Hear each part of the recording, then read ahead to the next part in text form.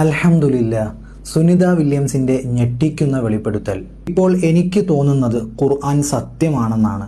ഇനി എൻ്റെ ഗവേഷണം ഖുർആനിലെ ശാസ്ത്രത്തെക്കുറിച്ചായിരിക്കും. ഈ ഒരു ചിത്രവും ഈ ഒരു ടെക്സ്റ്റ് മെസ്സേജും ഇന്നലെ മുതൽ വാട്സപ്പ് ഗ്രൂപ്പുകളിലൊക്കെ ഷെയർ ചെയ്യപ്പെടുകയാണ്. പ്രിയപ്പെട്ട വിശ്വാസികളെ, ഇത് ഫേക്ക് മെസ്സേജാണ്. ഇങ്ങനൊരു സംഭവമില്ല. ഇസ്ലാമിൻ്റെ ശത്രുക്കളും യുക്തിവാദികളും നാസ്തികരും മുസ്ലിങ്ങളെയും ഇസ്ലാമിനെയും പരിഹസിക്കാൻ വേണ്ടിയാണ് ഇത്തരത്തിലുള്ള വ്യാജ പ്രചരണങ്ങൾ നടത്തുന്നത്. ഈ ഒരു ടെക്സ്റ്റ് മെസ്സേജിൽ പറയുന്ന മുഴുവൻ കാര്യങ്ങളും ഫേക്കാണ്. സുനിത വില്യംസ് ഭക്ഷണം തീരാറായപ്പോൾ മുസ്ലിങ്ങൾ നോമ്പ് പിടിക്കുന്നത് പോലെ രാവിലെയും വൈകുന്നേരവും മാത്രം കുറേശ്ശെ ഭക്ഷണം കഴിച്ചു, ഒരു പ്രത്യേക ഉന്മേഷവും ഉണർവും തോന്നിയെന്നും അതേപോലെ പരിശുദ്ധമായ ഖുർആനിൻ്റെ ഇംഗ്ലീഷ് ട്രാൻസ്ലേഷൻ ഡൗൺലോഡ് ചെയ്ത് വായിച്ചു എന്നൊക്കെ പറഞ്ഞ് പല കാര്യങ്ങളും പല കള്ളത്തരങ്ങളും ഈ ടെക്സ്റ്റ് മെസ്സേജിൽ ഉൾപ്പെടുത്തിയിട്ടുണ്ട്. പാവപ്പെട്ട സാധാരണക്കാരായ ഇസ്ലാം മത വിശ്വാസികൾ ഇതൊക്കെ സത്യമാണെന്ന ധാരണയിൽ ഇത് ഫാമിലി ഗ്രൂപ്പുകളിലേക്കും ഇസ്ലാമിക ഗ്രൂപ്പുകളിലേക്കും ഷെയർ ചെയ്തുകൊണ്ടിരിക്കുകയാണ്. ദയവ് ചെയ്ത് നിങ്ങളാരും ഇത് ഷെയർ ചെയ്ത് പ്രചരിപ്പിക്കരുത്. കാരണം ഇത് ഇസ്ലാമിനെ പരിഹസിക്കാൻ വേണ്ടി യുക്തിവാദികളാണ് ഇത്തരത്തിലുള്ള മെസ്സേജുകളൊക്കെ പടച്ചുണ്ടാകുന്നത്.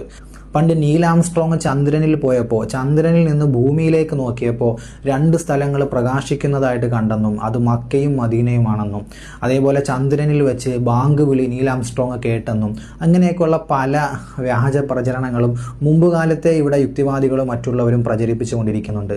പല പാവപ്പെട്ട സാധുക്കളായ ഇസ്ലാം മത വിശ്വാസികളും ഇതൊക്കെ തെറ്റിദ്ധരിച്ച് വിശ്വസിച്ചു പോകുന്ന ഒരവസ്ഥയാണുള്ളത്. കുറേ നാൾ മുമ്പ് ടോമി സെബാസ്റ്റ്യൻ എന്ന് പറയുന്ന ഒരു യുക്തിവാദിയുണ്ട്.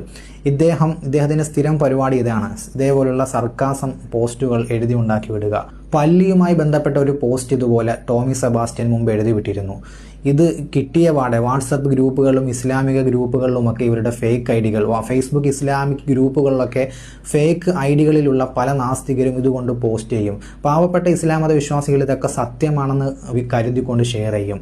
അന്നുള്ള കോണ്ടന്റുകൾക്ക് വക കിട്ടാൻ വേണ്ടി കാത്തിരിക്കുന്ന യൂട്യൂബേഴ്സും ഇൻസ്റ്റഗ്രാം ഇൻഫ്ലുവൻസേഴ്സും ഒക്കെ ഇതൊക്കെ സത്യമാണെന്ന രൂപത്തിൽ യാതൊരു തരത്തിലും റെഫർ ചെയ്യാതെ, അതൊന്നും ഫാക്ട് ചെക്ക് പോലും ചെയ്യാതെ വീഡിയോ ചെയ്ത് ആകെ നാണക്കേടിലായ അവസ്ഥ വരെ ഉണ്ടായിട്ടുണ്ട്.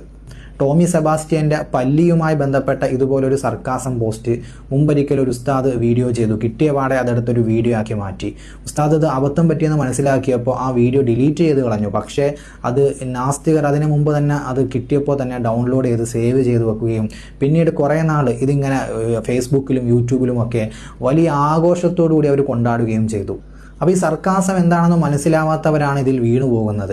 ഈ ഒരു പല്ലിയുമായി ബന്ധപ്പെട്ട ഈ ഒരു മെസ്സേജ് നോക്കിയാൽ നമുക്ക് കാണാം. ഇതിനകത്ത് ടോമി സെബാസ്റ്റ്യൻ എഴുതിയിരിക്കുന്നത് ഇങ്ങനെയാണ്: നെതർലൻഡിലുള്ള ഒരു ശാസ്ത്രജ്ഞൻ ഇലക്ട്രോൺ മൈക്രോസ്കോപ്പ് വെച്ച് പല്ലിയെ നിരീക്ഷിച്ചപ്പോൾ